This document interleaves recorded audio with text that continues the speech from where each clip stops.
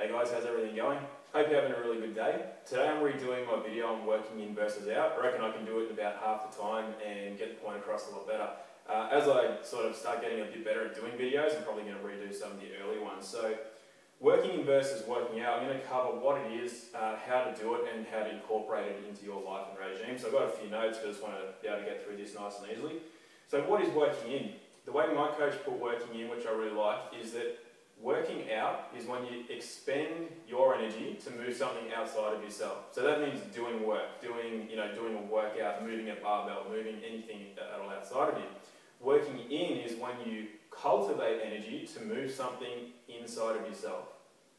And just let that sit with you for a second, because it's actually quite a powerful way to look at working in.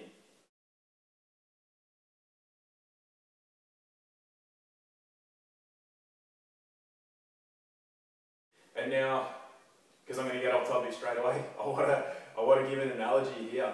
Now, let's say somebody in this day and age goes out and they go, I had a really productive day today, I did a lot, got these errands done, I did all my emails, I did my banking, I did this, that and the other, and then I might say to them, well, say you did nothing, and they're like, no I did, and then so they'll say, what did you do today? And I might say, well, I just sat under a tree all day with my eyes closed and I got to see the wonders of the universe, and they'll say, well, so you did nothing. And this isn't a literal analogy, it's just how people's minds work. So that's just a question to you. Which do you think, out of going and running around and doing all these errands and being productive, or sitting under a tree with your eyes closed and letting things come into you, what do you think is more productive? What do you think is more the purpose of life? And what do you think was a more creative and productive day out of those two, say, extremes?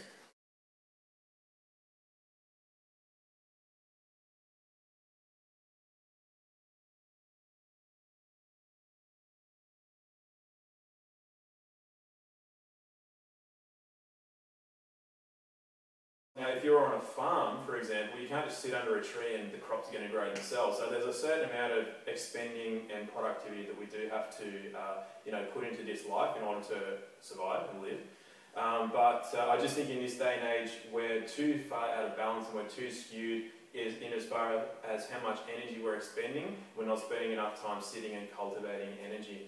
So that's what working in is. Now, how to do working in? Working in is basically, you've got Tai Chi is working in, you've got Qigong or Qigong, however you want to say that, is working in, and it's nothing new, been done for thousands of years by various, certain forms of yoga are working in.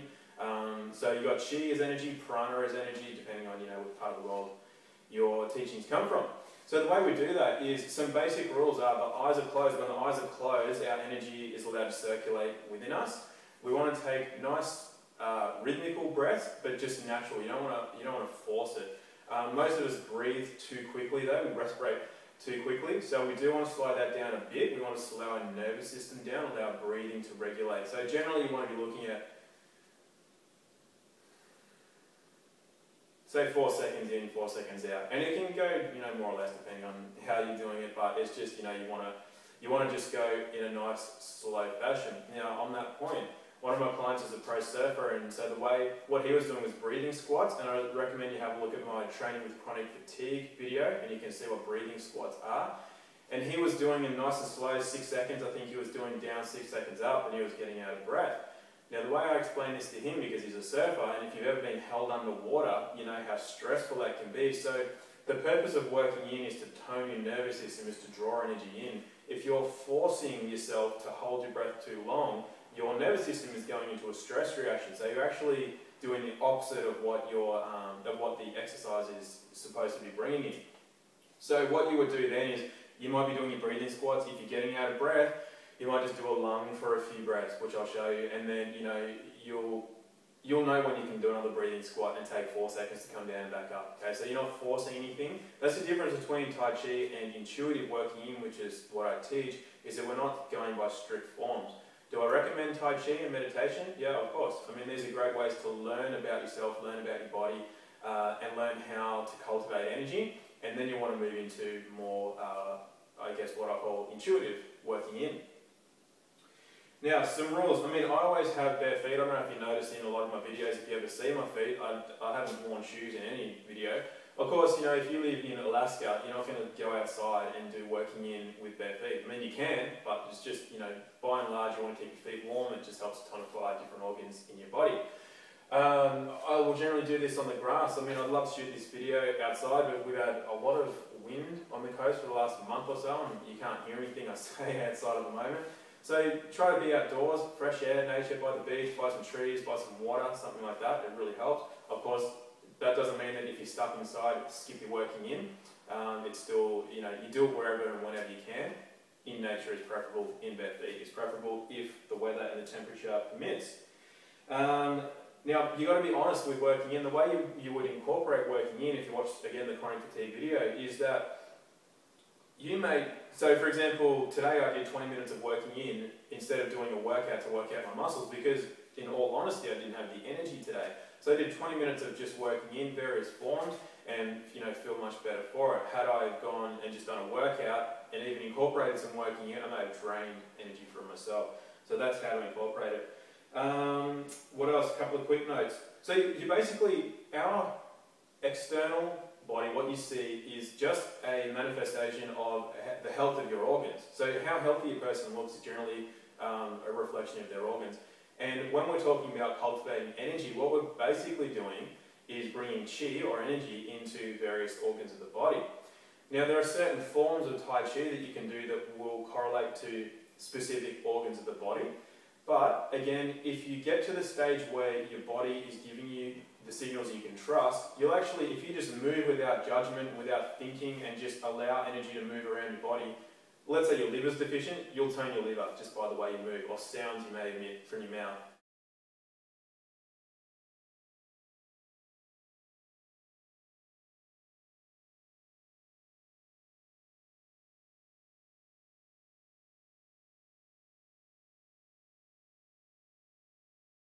In the other video, it doesn't matter what sounds come out of any part of your body, don't judge them, just if your body's got to flow, just let it flow. So the way you move will tonify an organ that needs tonifying. And that's an important point, is just don't judge it. If you, sometimes the way I do intuitive Tai Chi, you might find yourself twisted up in some weird positions, but it's only weird because we judge it. We've grown up since childhood where we've got to fit this certain mould. Outside of that mould, you're a weirdo, you're a retard, you're an idiot, you're this, that and the other. And that goes in deep. It stops us from expressing a lot. We're very, very repressed as a species. So allow yourself to do this. Obviously, at the start, you're probably going to want to do this outside of the view of other people. So that the only person that can judge you is yourself, and that's an important step to get over, is self-judgment. And then, like I do down at the beach, I'm sure people look at me thinking I'm on drugs or something, but the reality is that I'm just letting myself flow, and I'm really allowing myself to open up and express and expand and let the consciousness grow in this earth. I'm sure this video is getting almost as long as the last one already. Let's see, anything else I want to cover? That'll pretty much do. So I'm going to show you how to do a little bit of working in. I'm getting a bit hyped up, and you want to be calm when you do this. I'm going to show you the lung. Now, when we respirate, respiration is breathing, yes, but your whole body respirates. Every bone, you have certain bones in your body, even your cranial bones will actually move like this when you breathe in and out. Your whole body respirates. You're an organism, a one organism. It's not just your body, your belly that expands. So it's your whole body. So when you respirate, if you were to stand in a natural anatomical position, when you breathe out, you'll pronate, and pronate means everything turns in. So your knees slightly will turn in, your palms, your head will come down, your chest collapses, is like exaggerated. And then when you inhale, you will expand like this, and your shoulders will come back, your chest will come up, your knees will come apart a bit, your hands and your arms will turn out, your head will lift. So that's respiration. That's your body naturally wants to do this. Now the lung that I mentioned earlier is something that I coined, patent pending, joking. But what happens there is that when you breathe out, you might not have enough energy to do full breathing squats. Some people are literally that deficient in chi that doing a breathing squat, which is an excellent tonifying exercise, could be too much for them at this stage. So they'll just breathe like this. They'll have their eyes closed and they'll breathe out.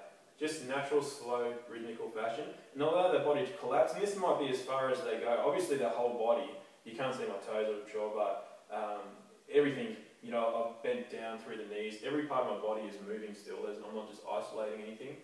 And I'll breathe in and I'll breathe out. You're breathing through the nose doing this. I'm just talking, obviously. And in.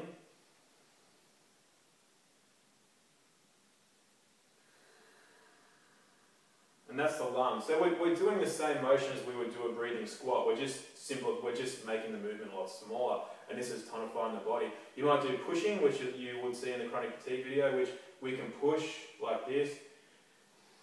Drawing in, breathing out, pushing out. You can do this anyway. Anytime the body does this, you're breathing in. Anytime the body does that, closes off, pushes, you're breathing out. So that's it, working in versus working out. I really recommend you give this a go. If you watch, again, the chronic fatigue video shows how you can incorporate that into a workout, which will actually make your working sets stronger because you're going to cultivate more energy. I'll quite often do this for 20 minutes, half an hour of a day. Even if you do this for a few minutes, it's an excellent exercise to do because, again, it gives you your stillness time. It is a form of meditation and it's just a time for you to be still, let energy come in, and you'll be surprised at some of the revelations that you might have personally while you're doing working in practice. So give it a go. Any questions, of course, email me. Hope I beat the time that I spent doing the last one, and I'll check you later.